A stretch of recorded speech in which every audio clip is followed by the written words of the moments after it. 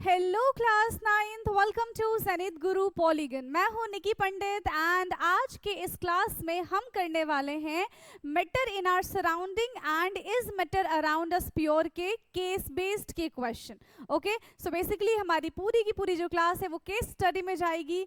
So let's see कि पहला case based case study हमारा क्वेश्चन क्या होता है। एंड उसी के साथ साथ पहले मुझे ये बता दीजिए कि क्या मेरी आवाज़ आप सब तक एकदम क्लियर पहुंच रही है या नहीं, क्या ऑडियो एंड वीडियो प्रॉपर है? यस, स्टार्ट करें फिर हम। सो केस बेस्ड क्वेश्चन में पहला केस बेस्ड है तो देखो यहाँ पे थोड़ी सी गड़बड़ी हुई है ना पॉइंट्स में, बट डोंट वरी, हम इसको ठीक कर लेंगे। उससे पहले हम इसको रीड करते हैं जरा, ठीक है। Gases are highly compressible as compare to solid and liquid. जो गैस होते हैं वो हाईली कंप्रेसिबल होते हैं as compare to solid and liquid. And the liquefied petroleum gas cylinder that we get in our home, तो उसको बहुत ज़्यादा प्रेशराइज किया जाता है, ठीक है। बहुत ज़्यादा क्या किया जाता है? प्रेशराइज किया जाता है गैस को कि वो लिक्विड में कन्वर्ट हो जाता है। Oxygen supply to hospitals in cylinder is compressed gas. Compressed natural gas is used as a fuel these days in a vehicle. The liquid takes up the shape of the container in which they are kept. Liquid flow and change shape, so they are not rigid but can be called fluid. Some solids and liquid can be diffused into liquid. The aquatic animals can breathe underwater and the rate of diffusion of liquid is greater than the solid. तो यहाँ पे सबसे पहले compressibility के बारे में बात की गई है कि we can easily compress gaseous particles, और गैस को हम इतना कंप्रेस कर सकते हैं कि उसका हम फिजिकल स्टेट ही चेंज कर सकते हैं उसको कंप्रेस करके, ठीक है। तो जैसे कि सीएनजी हो गया, एलपीजी हो गया, ये सारे के सारे क्या है? They all are the gaseous, but उसको कंप्रेस करके हमने किस में कन्वर्ट कर दिया है? लिक्विड में कन्वर्ट कर दिया। Now why compressed natural gas is used as a fuel these days in vehicle. तो जो सीएनजी है उसका हम इस्तेमाल क्यों करते हैं, ठीक है। जो सीएनजी है उसका इस्तेमाल हम क्यों करते हैं? तो ये 4 पॉइंट्स है हमारे पास। Due to its high compressibility, larger volume of the gas can be compressed into a small cylinder, transported easily, या फिर all of these. So basically compressed natural gas जो है वो vehicles में इस्तेमाल किया जाता है क्योंकि वो high compressible होता है, ठीक है, क्योंकि उसको हम स्मॉल सिलेंडर में फिट कर सकते हैं, क्योंकि वो इजीली ट्रांसपोर्टेड हो सकता है। सो इसका आंसर क्या हो जाएगा? इसका आंसर हो जाएगा हमारा ऑल ऑफ दीज। क्या हो जाएगा इसका आंसर? इसका आंसर क्या हो जाएगा? ऑल ऑफ दीज, ठीक है, क्लियर है?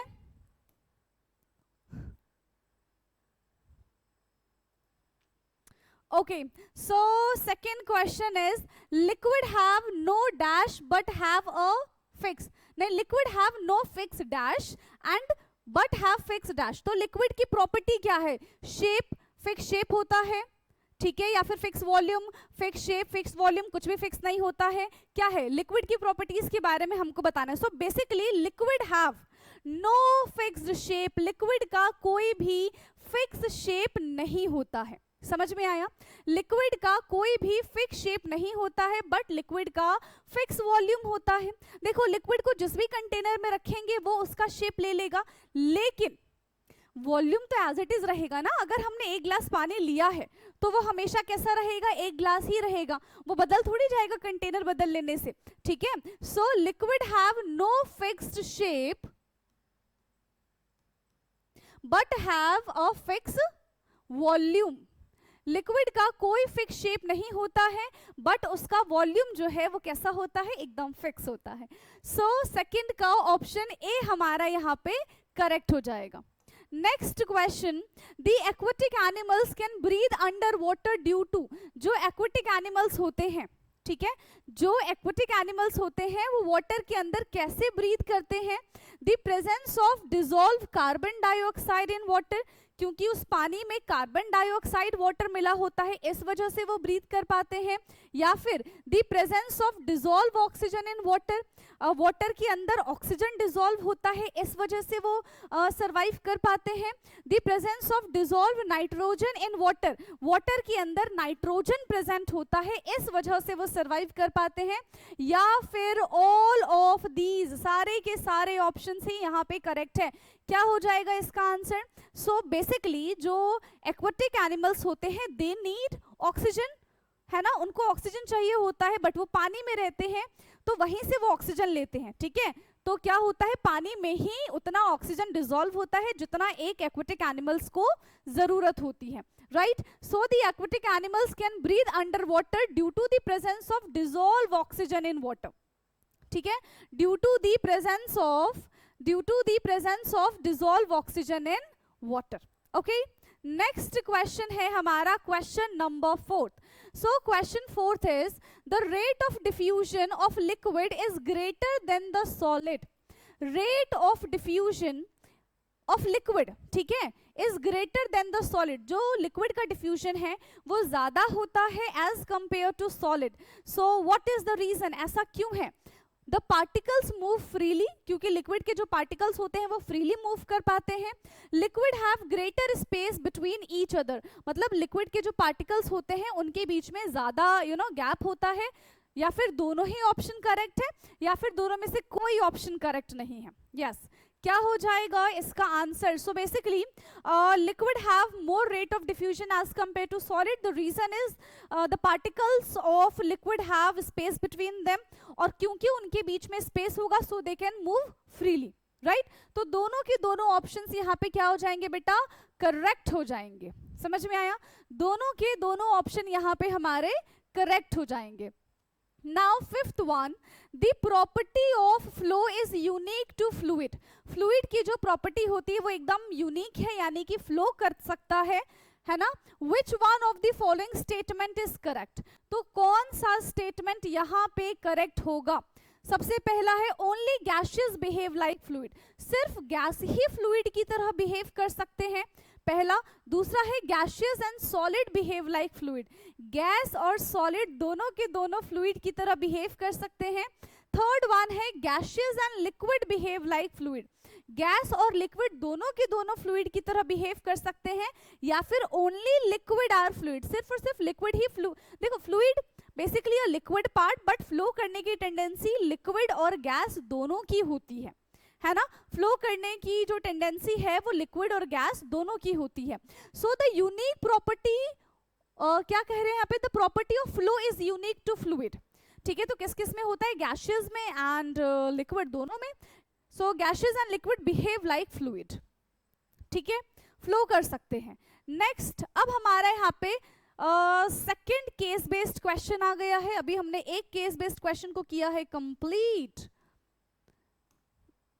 Now the second one is, do we always need to heat a change or pressure for changing the states of matter? क्या हमेशा हमें states of matter को change करने के लिए pressure को change करने की जरूरत है? See, there are the various factors, ठीक है, pressure भी काम करता है, but pressure के साथ साथ temperature जो है वो ज्यादा काम करता है ना। टेम्परेचर के चेंज करने से भी states of जो matter है, जो physical state है matter का, वो भी change होता है, right? Can you quote some example from everyday life where changing of states from liquid to vapor takes place without liquid reaching to its boiling point? देखो यहाँ पे कह रहे हैं कि लिक्विड जो है वो वेपर में कन्वर्ट हो जा रहा है, but without reaching to the boiling point, वो अपने बॉइलिंग पॉइंट तक पहुंचने से पहले ही वेपर में कन्वर्ट हो जा रहा है। तो क्या ये चीज पॉसिबल है? सोचो जरा, क्या ये चीज पॉसिबल है? डेफिनेटली ये चीज पॉसिबल है, बट हाउ, कैसे? क्योंकि यहाँ पे एक और टर्म आता है that is called evaporation, and evaporation जो है वो ये जो इनका बॉइलिंग पॉइंट होता है उससे कम पॉइंट पे ही लिक्विड को वेपर में कन्वर्ट कर देता है, ठीक है। In the case of liquid, a small fraction of particles at the surface having higher kinetic energy is able to break away from the force of attraction of other particles and get converted into the vapor, and this phenomena change from liquid into vapor at any temperature. किसी भी temperature पे ये चीज हो सकती है. Below it's boiling point, इसको क्या नाम दिया गया है? इसको कहा गया है, ये है इवापोरेशन. क्या है बेटा? ये है इवापोरेशन. तो अब आ जाते हैं हम अपने क्वेश्चन की तरफ. क्वेश्चन क्या कह रहा है? Evaporation of liquid takes place at. Evaporation liquid का कब होता है? बॉइलिंग पॉइंट पे, बॉइलिंग पॉइंट से ज्यादा, बॉइलिंग पॉइंट से कम, या फिर नन ऑफ द अबव. तो इवापोरेशन जो है वो बिलो बॉइलिंग पॉइंट होता है. ठीक है, इवापोरेशन जो है बेटा वो कब होता है? बिलो बॉइलिंग पॉइंट होता है. तो क्वेश्चन 1 का यहाँ पे ऑप्शन सी हमारा एकदम करेक्ट हो जाएगा. ठीक है, नेक्स्ट क्वेश्चन पे आ जाएं. नेक्स्ट क्वेश्चन है यहाँ पे, evaporation takes place at the surface of liquid. Evaporation सिर्फ और सिर्फ लिक्विड के सरफेस पे ही क्यों होता है? लिक्विड के सरफेस पे ही क्यों होता है? What is the reason? So option है हमारे पास, they are heavy as compare to other particles. क्योंकि जो सरफेस के पार्टिकल्स होते हैं वो ज्यादा हैवी होते हैं उसके बाकी के पार्टिकल्स से. They have sufficient kinetic energy to break the force. उनके पास इतनी काइनेटिक एनर्जी होती है कि वो फोर्स को क्या कर सकते हैं? ब्रेक कर सकते हैं. They are light weight as compare to the other particles. तो सरफेस के जो पार्टिकल्स है वो लाइट वेट होते हैं उसके नीचे वाले पार्टिकल्स से. So none of the above, कोई भी इसका आंसर करेक्ट नहीं है. Now which is the correct option according to you? क्या हो जाएगा बताओ? So evaporation takes place at the surface of liquid because they have sufficient kinetic energy to break the bond. उनके पास ही इतनी एनर्जी होती है कि वो बॉन्ड को ब्रेक कर सकते हैं. ठीक है, बाकी उनके नीचे वाले पार्टिकल्स के पास इतनी एनर्जी नहीं होती कि वो बॉन्ड को ब्रेक करके इवापोरेट हो जाए. समझ में आया? Now third part is, during evaporation particles of liquid changes into vapour. ठीक है, जब इवापोरेशन होता है तो लिक्विड के पार्टिकल्स किस में कन्वर्ट हो जाते हैं बेटा? वेपर में कन्वर्ट हो जाते हैं. Now what is the reason? Vapour में कन्वर्ट हो जाते हैं. कौन कौन से पार्टिकल अच्छा वेपर में कन्वर्ट होते हैं? सरफेस वाले, बॉटम वाले, सारे के सारे, या फिर कोई भी नहीं? तो इवापोरेशन क्या है? Evaporation is the surface phenomena. तो जितने भी पार्टिकल सरफेस पे होंगे सिर्फ और सिर्फ वही इवापोरेट होंगे, है ना, from the surface. So during evaporation particle of a liquid change into vapour from the surface because this is surface phenomena.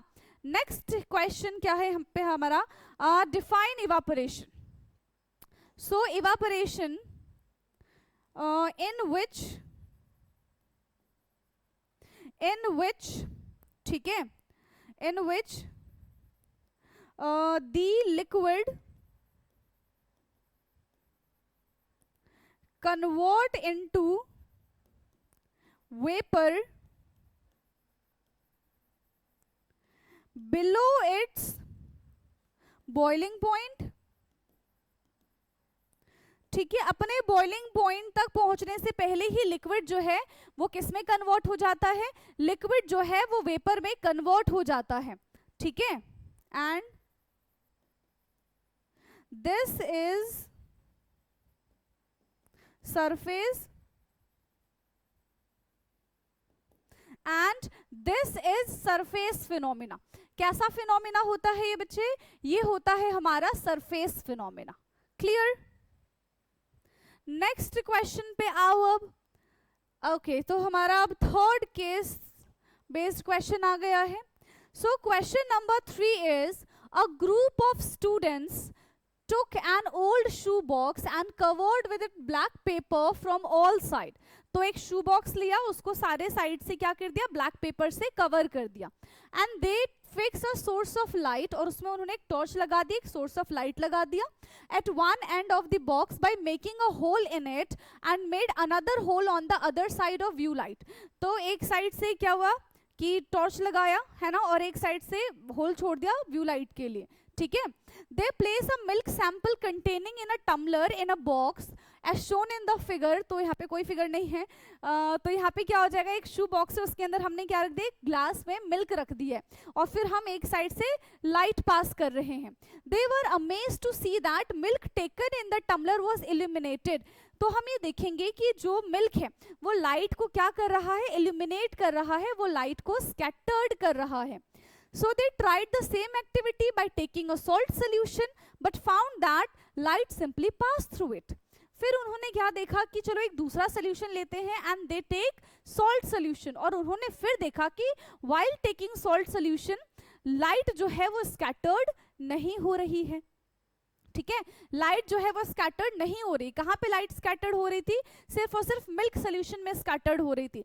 Now will do the question, explain why the milk sample was illuminated, name the phenomena involved।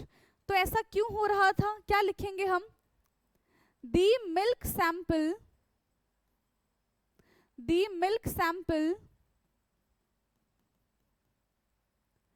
illuminated as it is a colloid। ठीक है, ये क्या है, colloid है। their particles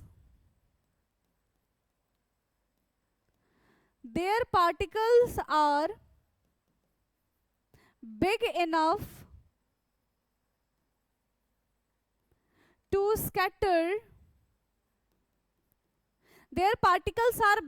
to scatter the light,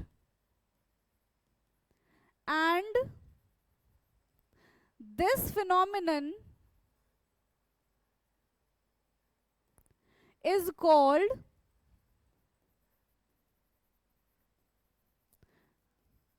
Tyndall effect. इस phenomena को हम क्या कहते हैं बेटा, तो इस फिनोमिना को हम टिंडल इफेक्ट बोलते हैं। Okay, now same results were not observe with the salt solution. Same result हमको सॉल्ट सोल्यूशन के साथ क्यों नहीं मिला, सो यहां पे लिखेंगे same results were not observed with a same result were not observed with a salt solution, as it is a true solution and particles are very small।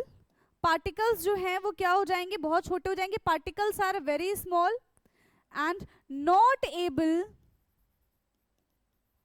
To scatter the beam of light. ठीक है, and not able to scatter the beam of light, और वो beam of light को scattered नहीं कर पाएंगे। ठीक है, और वो बीम ऑफ लाइट को स्कैटर्ड नहीं कर पाएंगे। बढ़ जाए नेक्स्ट क्वेश्चन की तरफ।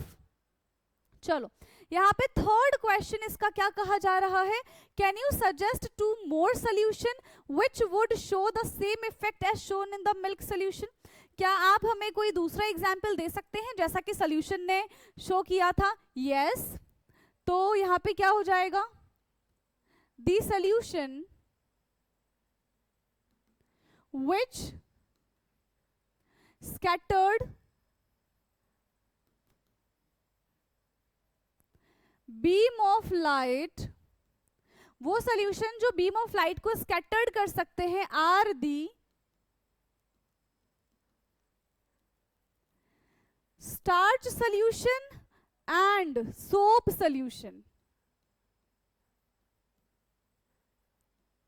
ठीक है, कौन कौन से सोल्यूशन हो सकते हैं, starch solution and soap solution. ठीक, नेक्स्ट है give 1 example of above phenomenon observe in our surrounding. तो ये जो स्कैटरिंग ऑफ लाइट का फिनोमिना है, ये हमको एक एग्जांपल के थ्रू बताना है। ठीक है, जो हम अपने सराउंडिंग में देखते हैं।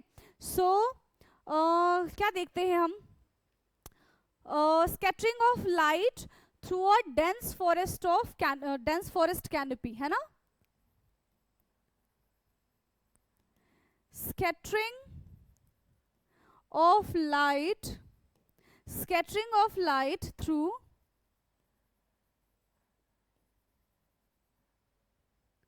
dense forest canopy. तो यहां पे भी टिंडल इफेक्ट होएगा. Okay, next.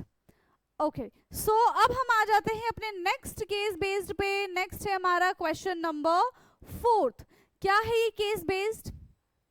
क्या ये case based? Matter is anything that occupies space and has a mass. Matter is classified into solid, liquid and gases.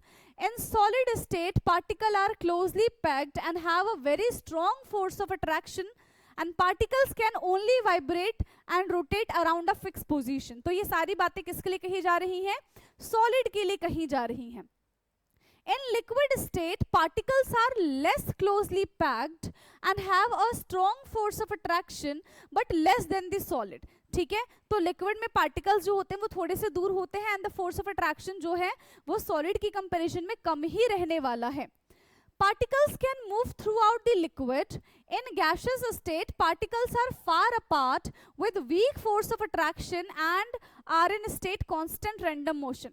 अगर हम यहाँ पे gaseous के बारे में बात करें तो the particle of gases have space between them and the force of attraction is very less as compared to solid and liquid, and उसके जो particles हैं वो हमेशा random motion करते रहते हैं. Gas can be easily compressed whereas solid and liquid are incompressible. ठीक है, गैस जो है उसको हम इजीली कंप्रेस कर सकते हैं, बट जो सॉलिड होते हैं एंड जो लिक्विड होते हैं वो क्या होते हैं? इनकम्प्रेसिबल होते हैं. ठीक है, वो क्या हो जाएंगे? इनकम्प्रेसिबल हो जाएंगे. सो ऑप्शन देखो यहाँ पे क्या क्या है. पहले क्वेश्चन देख ले हम. So an inflated balloon is placed in refrigerator, what will happen? तो अगर हमने एक बलून ऐसे फुला के रख रखा है रेफ्रिजरेटर में, तब उस बेचारे के साथ क्या होगा ये हमको बताना है. ठीक है, तो ये तो बड़ा देखो आसान सा क्वेश्चन है एंड ये आप खुद भी घर पे करके देख सकते हो कि व्हाट विल हैपन. चलो, so balloon will shrink and particles will move faster and become closer. Balloon जो है वो श्रिंक हो जाएगा और उसके जो पार्टिकल्स हैं वो बहुत तेजी से भागने लग जाएंगे. ठीक है, और पास पास आ जाएंगे. Balloon will expand and particles will move faster and become far apart. Balloon जो है वो एक्सपेंड हो जाएगा और उसके जो पार्टिकल्स है वो दूर दूर चले जाएंगे. Balloon will shrink and particles will move slower and become closer together. Balloon जो है वो श्रिंक हो जाएगा और उसके पार्टिकल धीरे धीरे धीरे धीरे जो है वो पास आ जाएंगे. Balloon will expand, particles will move slower and come closer, therefore volume of the balloon will decrease. कह रहे बलून एक्सपेंड हो जाएगा और पार्टिकल जो है वो पास पास आ जाएंगे. ये कैसे पॉसिबल है? हाँ बताओ, ये कैसे पॉसिबल है? तो जब भी हम इन्फ्लेटेड बलून को कहाँ पे रखेंगे? रेफ्रिजरेटर में रखेंगे तो वो क्या हो जाएगा? श्रिंक हो जाएगा, धीरे धीरे धीरे धीरे श्रिंक हो जाएगा. उसके जो पार्टिकल्स है, क्योंकि उनका टेम्परेचर कम हो गया, टेम्परेचर कम हो गया तो उनकी काइनेटिक एनर्जी कम हो गई, और जब उनकी काइनेटिक एनर्जी कम हो जाएगी तो पार्टिकल्स क्या हो जाएंगे? थक हार जाएंगे और बिल्कुल पास पास आ जाएंगे. ठीक है, सो ऑप्शन सी यहाँ पे हमारा करेक्ट हो जाएगा. Balloon will shrink, particles will move slower and become close together. Okay, now next part is a substance melt eight 5 degree centigrade. एक कोई सब्सटेंस है जो 5 डिग्री सेंटीग्रेड पे क्या हो रहा है? मेल्ट होना शुरू हो रहा है और 150 पे बॉयल होना शुरू हो रहा है. What will be its physical state at room temperature? So basically room temperature is 25 to 30 के बीच में हमारा रूम टेम्परेचर होता है. तो उस टाइम पे जो सब्सटेंस है वो किस नेचर में पाया जाएगा? डेफिनेटली लिक्विड की फॉर्म में पाया जाएगा. Right, so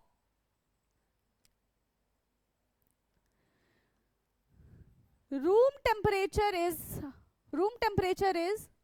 25 degree to 30 degree centigrade, and the substance present in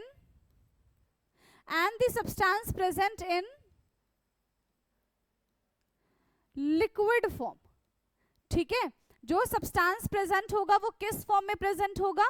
जो सब्सटेंस प्रेजेंट होगा वो लिक्विड फॉर्म में प्रेजेंट होगा. ठीक है, why do we feel more cold after taking bath with hot water?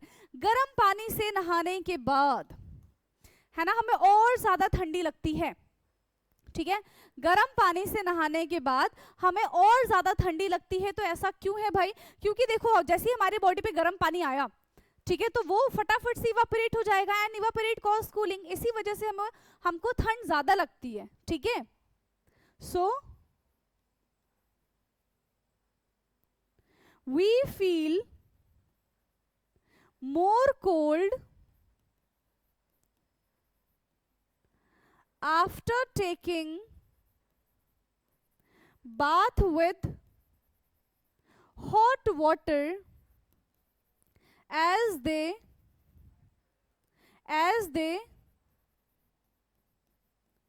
evaporate faster and we know evaporation cause cooling and we know evaporation cause cooling। और जो evaporation है वो क्या करता है? वो कूलिंग कॉज करता है, इसीलिए हमको ठंड लगती है। ठीक, आ जाओ फिफ्थ पार्ट पे। When solid change into vapor, this process, the process is called। जब सॉलिड वेपर में कन्वर्ट होगा, ठीक है, जब सॉलिड किस में कन्वर्ट हो जाएगा? जब सॉलिड वेपर में कन्वर्ट हो जाएगा तो उसको हम क्या बोलेंगे बेटा? सॉलिड को वेपर में कन्वर्ट करना है, डायरेक्टली कन्वर्जन है। ओके, तो इसको क्या बोलते हैं हम? इसको हम बोलते हैं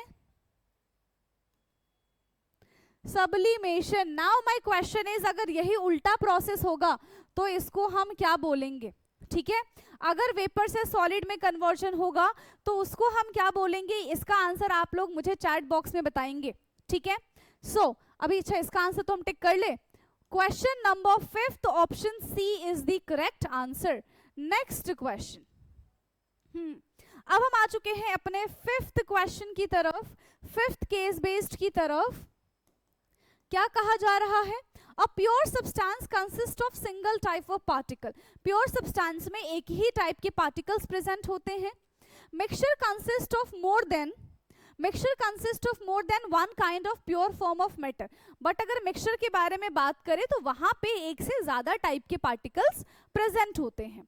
mixture can be separated by physical method but pure substance specially compound can not.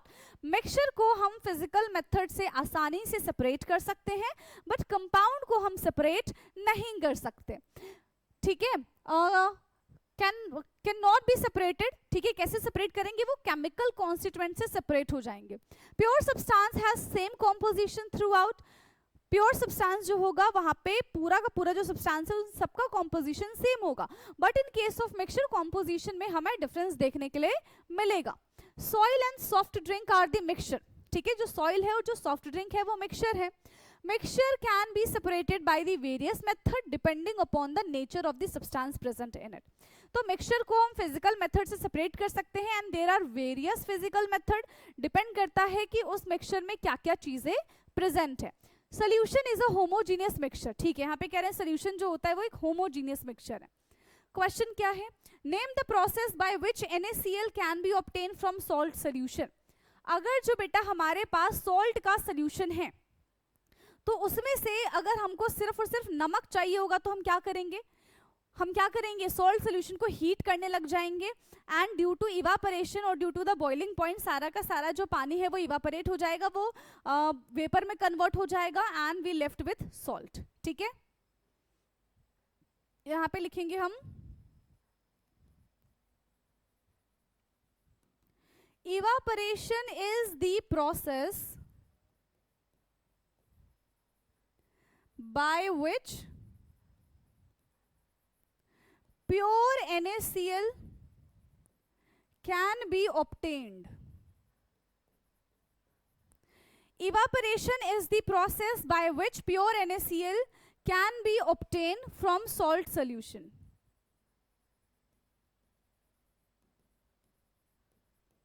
सिर्फ हमसे प्रोसेस पूछा था तो हमने यहाँ पे प्रोसेस बता दिया। Next question is what are alloy component और मिक्सचर। एलॉय क्या होता है? कंपाउंड्स होता है या फिर मिक्सचर होता है। So alloy are the mixtures और alloys are the mixtures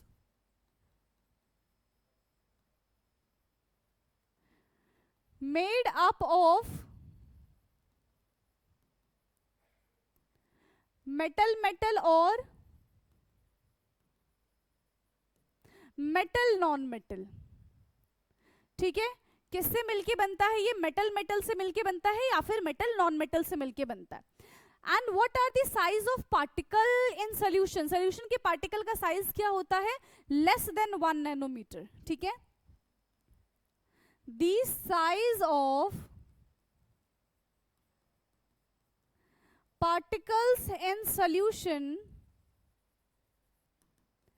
is less than 1 nanometre. ठीक है, 1 नैनोमीटर से भी छोटा होता है। What is solute and solvent in cold drink? Cold drink के अंदर solute क्या है एंड solvent क्या है? So solvent यहां पे हमारा water हो जाएगा, है ना, एंड सॉल्यूट क्या हो जाएगा यहाँ पे? Carbon dioxide and sugar. और जो भी इसमें फ्लेवर ऐड है वो सारे के सारे सॉल्यूट की कैटेगरी में आएंगे।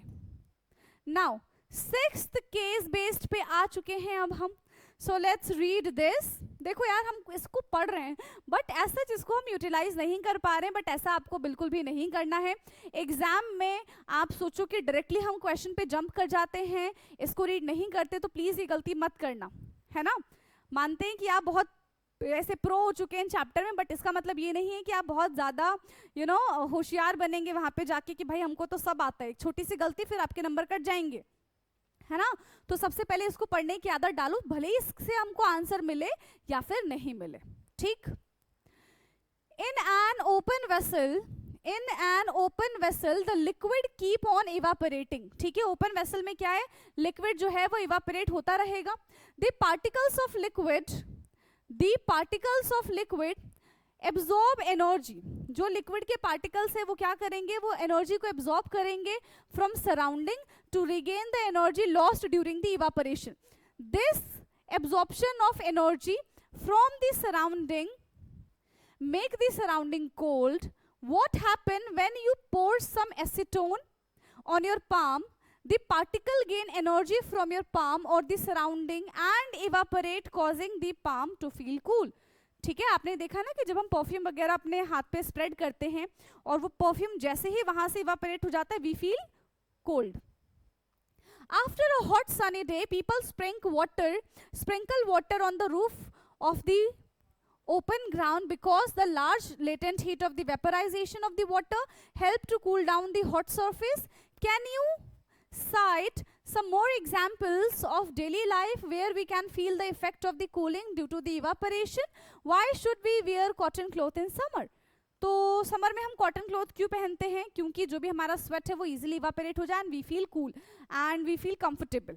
ठीक है, during summer we perspire more because of the mechanism of our body which keep us cool, and we know that during evaporation the particles at the surface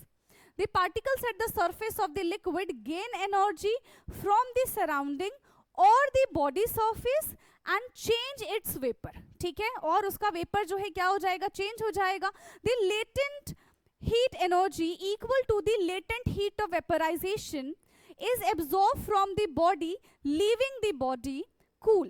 Cotton, being a good absorber of the water, help in absorbing the sweat and exposing to the atmosphere and easy evaporation. तो इतना सारा हमने बहुत सारा पढ़ लिया है। Let's see कि इसका यूटिलाइजेशन है कि नहीं है। सो बेसिकली इस पूरे के पूरे पैराग्राफ में क्या बताया गया? इवापोरेशन के बारे में बताया गया है एंड उसके एप्लीकेशंस के बारे में बात की गई है कि गर्मियों में हम कॉटन क्लॉथ्स पहनते हैं, है ना।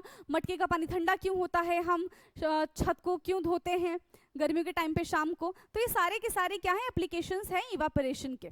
ठीक, अब इस पे बेस्ड क्वेश्चन करेंगे। इवापोरेशन क्या होता है? क्या होता है इवापोरेशन?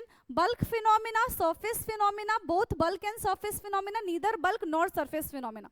सो बेसिकली इवापोरेशन जो है वो हमारा कौन सा फिनोमिना है? सरफेस फिनोमिना है ना, क्योंकि सिर्फ सरफेस के पार्टिकल जो है वही इवापोरेट होते हैं और कोई इवापोरेट नहीं होगा। ठीक, next question is evaporation will be maximum when the temperature is। Evaporation कब मैक्सिमम होता है? जब टेम्परेचर ड्राई एंड हॉट हो, ड्राई एंड कोल्ड हो, वेट एंड हॉट हो, या फिर वेट एंड कोल्ड हो। तो कब हो जाएगा? जब ड्राई एंड हॉट होगा।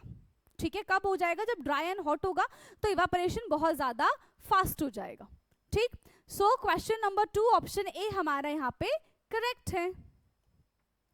Next is when you pour some acetone on your palm, है ना, जब हम अपने पाम पे एसीटोन को डालेंगे so it become cool, hot, nothing happen, it become wait. तो क्या हो जाएगा? जैसे एसीटोन डालेंगे वो इवापोरेट हो जाएगा एंड वी फील कूल, हमें ठंडा ठंडा फील होगा। कैसा फील होगा बच्चे? हमें ठंडा ठंडा फील होगा। ठीक है, now next is cooling is produce on evaporation of a liquid. Cooling produce करता है जब इवापोरेशन होता है। क्यों? The liquid become hot, the container become hot, the liquid absorb energy from the surrounding, या फिर the liquid donate energy to the surrounding.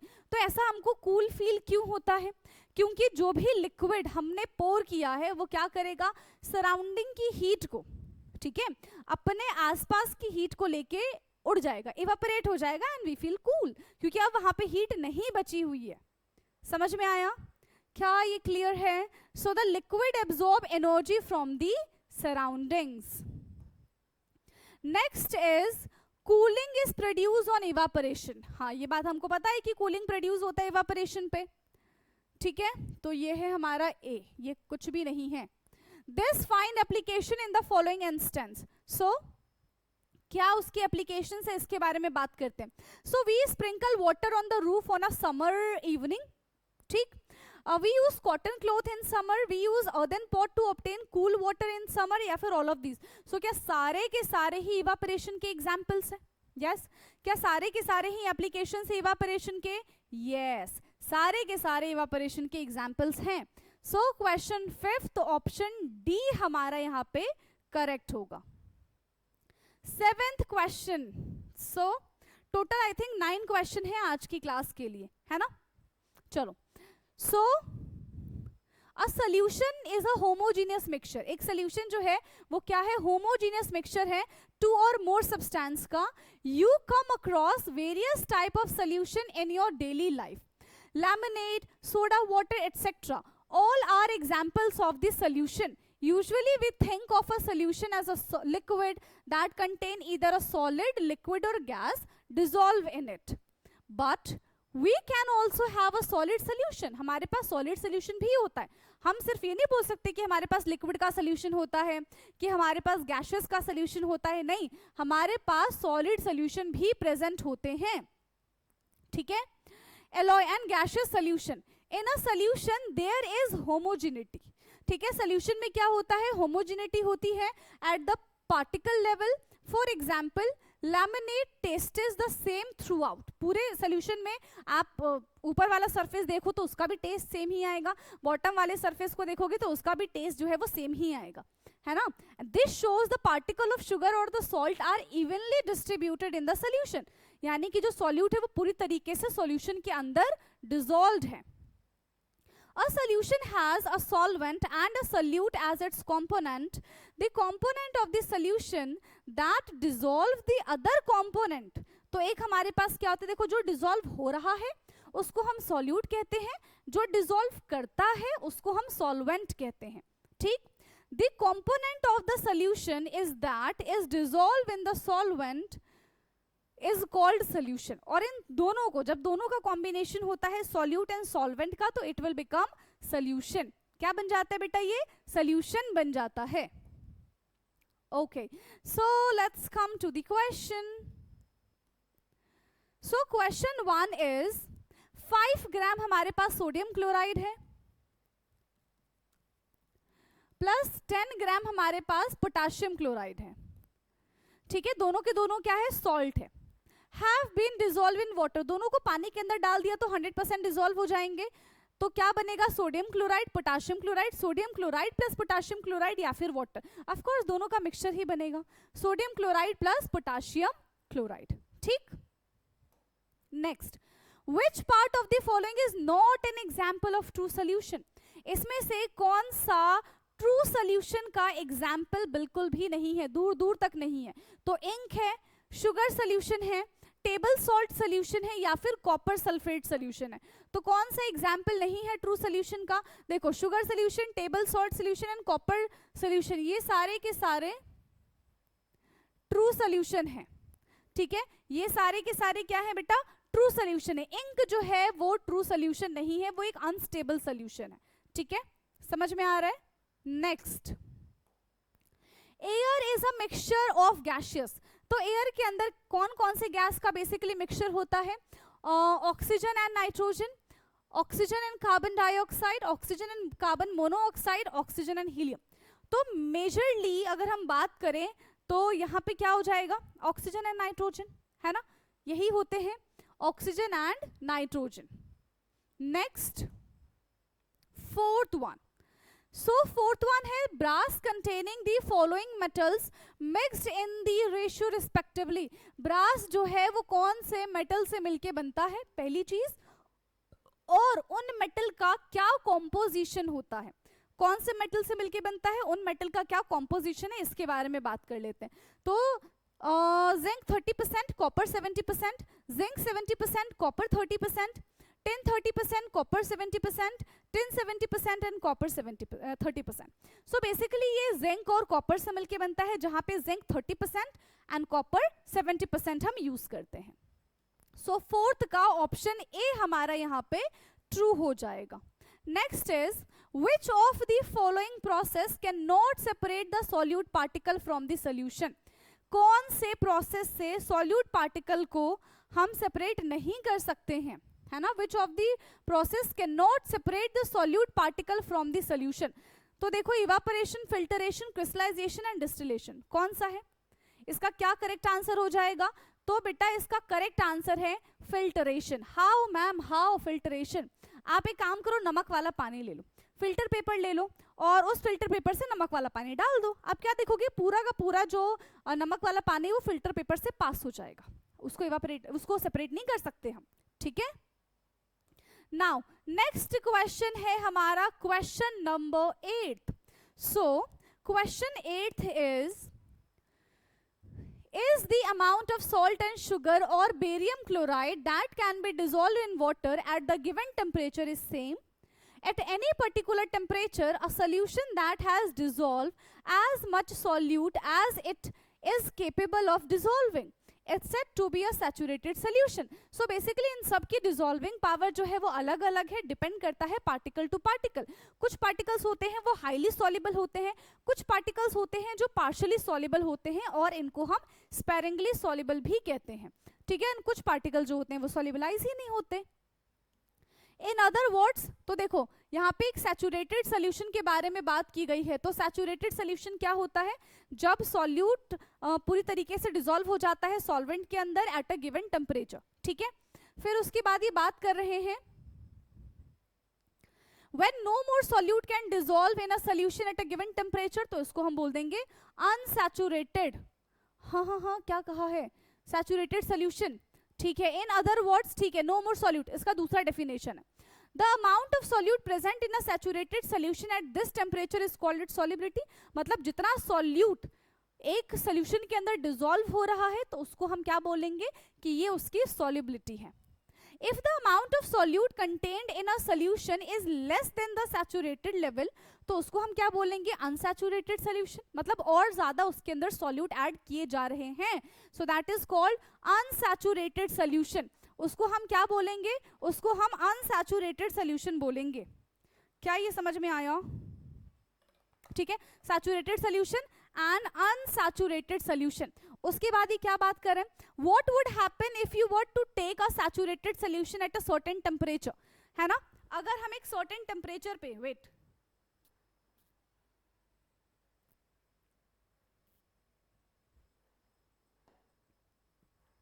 अगर हम यही डिसोल्यूशन एक सर्टेन टेम्परेचर पे कराएंगे तो उसको हम क्या बोलते हैं? Super saturated solution. ठीक, the concentration of solution is the amount of the solute present in a given amount of solution.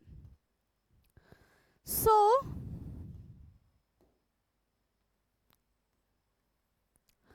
10 gram of solid was dissolve in 100 gram of water. 10 gram solid जो है वो dissolve किया जा रहा है 100 gram of water में।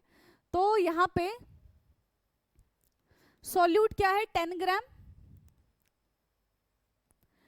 Solvent क्या है 100 gram. What is the mass percentage of the solid, और सोल्यूशन क्या है 10 प्लस 100 यानी कि 110 ग्राम. ठीक है, मास percentage of solid. So mass of solid या फिर हम सॉल्यूट बोल सकते हैं अपॉन सोल्यूशन इनटू 100. तो ये हो जाएगा हमारा 10 अपॉन 110 इंटू 100. तो इससे हमारा ये चला गया और ये हमारा कितना आ जाएगा फिर 9.09%. यानी कि ऑप्शन बी हमारा यहाँ पे करेक्ट हो जाएगा. कितना आ जाएगा 9.09%, यानी कि ऑप्शन बी हमारा यहाँ पे एकदम करेक्ट है. ठीक. Next question, solubility is. Solubility क्या होती है बेटा? Yes, any idea? What is solubility? Amount of solute present in an unsaturated solution at any temperature. Amount of solute present in saturated solution at any temperature. Amount of solute present in saturated solution at a particular temperature. Amount of solvent present in a saturated solution at a particular temperature. तो solubility क्या होता है? Amount of solute present. ठीक है, कितना amount of solute present है एक solution के अंदर किसी भी टेम्परेचर के लिए. तो ऑप्शन बी हमारा यहां पे करेक्ट हो जाएगा. ठीक. Next is saturated solution of common salt, sugar and ferrous sulphate have been prepared. तो saturated solution of common salt, sugar and ferrous sulphate have been prepared. तो क्या हो जाएगा? Concentration of the solute and the 3 solution of the same. Concentration of solute is 3 solution is different. Concentration of solute in common salt and sugar solution is same. Concentration of solute in sugar and ferrous sulfate solution is same. तो हमारे पास common salt है, sugar है, ferrous है. ठीक है, saturated solution तीनों का क्या हो जाएगा? अलग अलग हो जाएगा. ठीक है. Concentration of the solute in the 3 different solution, 3 solution is different. Next is fourth one. The solubility of 3 substances A, B and C. Order क्या है कि C is more soluble. ठीक है, फिर हमारा A है and then हमारा B है. So a saturated solution of a mixture A, B, C is cooled. अब इनको हम जब cooled करेंगे तो component that will appear the first on cooling are. तो किसमें हमको component ज्यादा देखने के लिए मिलेगा बताओ? किसमें हमें component ज्यादा देखने के लिए मिलेगा? A, B या फिर C? तो सॉल्युबिलिटी किसकी ज्यादा है? यहाँ पे सी की सॉल्युबिलिटी ज्यादा है ना. जैसे ही ये कूल डाउन हो जाएगा तो क्या हो जाएगा? हमें फटाफट से क्रिस्टल्स मिलने शुरू हो जाएंगे. किसके? सी के. Next question. तो ये हमारा लास्ट क्वेश्चन है. ठीक है, this is our last question for today's class. The interconversion of state is a physical change because these change occur without a change in the composition and no change in the chemical nature of the substance. Although ice, water and water vapor all look different and display after physical properties, they are chemically the same. But इनका physical state जो होता है वो कैसा होता है? अलग अलग होता है. Both water and cooking oil liquid, but their chemical characteristics are different. दोनों के दोनों ऑयल है बट वो क्या है? अलग अलग है. इनके केमिकल कॉम्पोजिशन जो है वो कैसे हैं? अलग है. ठीक. They differ in odor and in flammability. We know that oil burn in air whereas water extinguishes fire. It is chemical property of the oil that make it different from the water. दोनों के दोनों liquid है but their composition is different. Their chemical properties are different.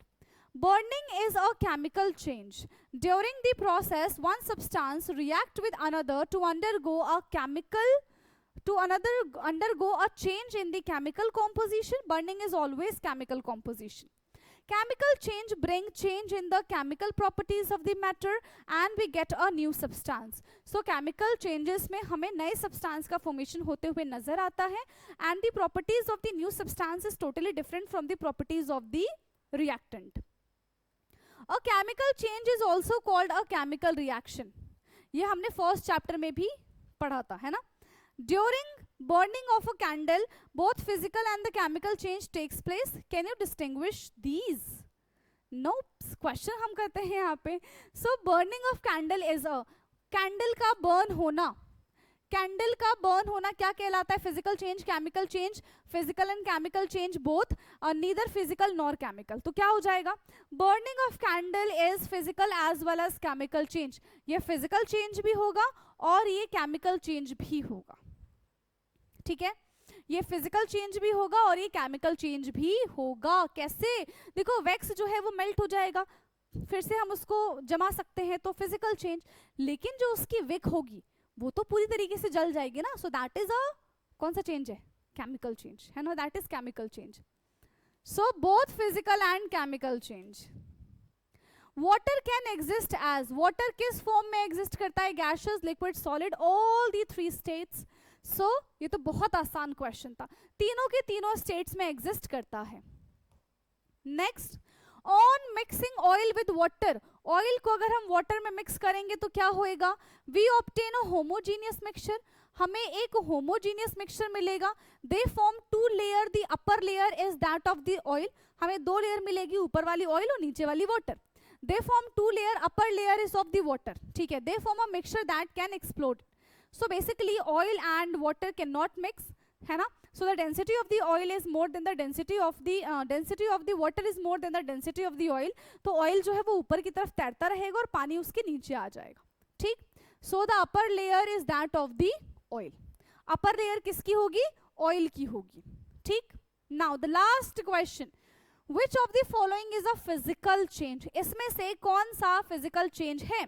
Rusting of iron, growth of plant, cooking of food, या फिर mixing of iron, filing and sand. तो यहाँ पे अगर हम इसको हीट करते, बर्न करते, तभी केमिकल चेंज होता. नॉर्मली हमने इसको मिक्स कर दिया है, so this is a physical change. ठीक है, सो हमारा डी ऑप्शन इसके लिए करेक्ट हो जाएगा, दैट इज फिजिकल चेंज. ठीक है, mixing of iron, filing and sand. ठीक, तो यहाँ पे हमारा first chapter and second chapter का केस बेस्ड क्वेश्चन होता है खत्म.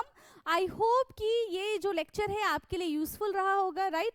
क्योंकि एग्जाम में आपकी एक केस बेस्ड क्वेश्चन तो आएगा ही आएगा. सो बेटर है कि हम अच्छे से प्रैक्टिस कर लें. ठीक है, तो अब हम मिलेंगे अपने नेक्स्ट क्लास में. आज के लिए इतना ही. Thank you so much.